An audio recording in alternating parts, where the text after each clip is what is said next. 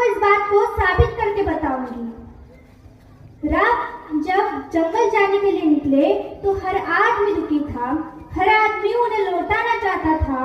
अगर राम उस दिन लौट जाते तो सब खुश हो जाते, लेकिन राम ने जनमत का सम्मान नहीं किया, राम ने नीति का सम्मान किया। जब पहली बार चित्रकूट पहुंचे तो वन देवी उनका स्वागत करने के लिए आई। वन देवी ने कहा, महाराज आप मेरे यहाँ विश्राम करने आए हैं, मैं आपके लिए क्या कर सकती हूँ? तो क्या मांगा होगा राम ने, जरा सोचिए।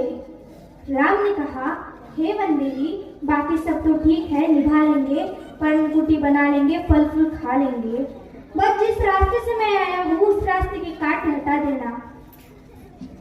तो वन देवी ने कहा, महाराज अब आप तो आ गए हैं, अब काट हटाओ ना हटाओ इससे क्या। तो इस पर राम ने जो उत्तर दिया वो आपकी आग भिगोने के लिए काफी है।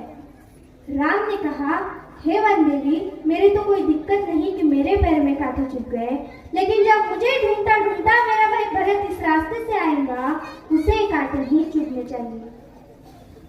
तो वन देवी ने कहा, यथाज्ञा पैठी महाराज, महाराज आपने जो आज्ञा दी है वो तो मैं कर दूंगी, लेकिन मेरी एक छोटी सी जिज्ञासा है। क्या अयोध्या का राजा, अयोध्या की चतुरंगी सेनाओं का सेनापति, दशरथ का पुत्र, राम का छोटा भाई भरत इतना नाजुक है कि रास्ते से चलेगा तो उसके पैर में कांटे चुभ जाएंगे? राम ने कहा, नहीं नहीं, वो तो वज्र के समान है, उसकी छाती से टूटकर तो इंद्र का वज्र भी टूट जाता है, ये कांटे उसे परेशान नहीं करेंगे। तो वन देवी ने कहा, फिर क्यों हटा दूं?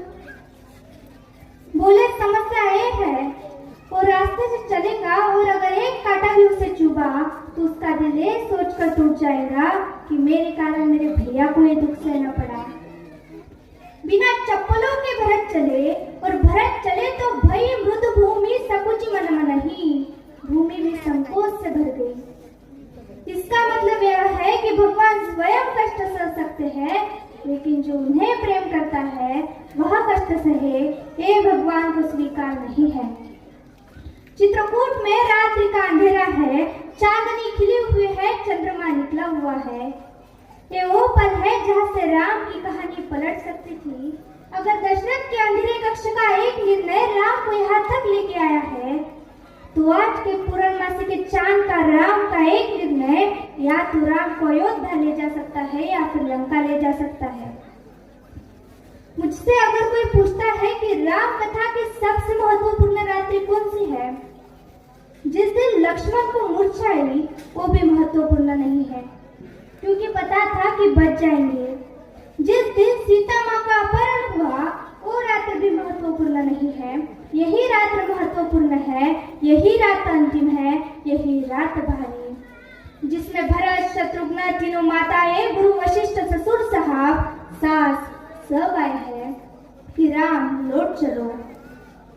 तदनंतर बैठी सभा उतज के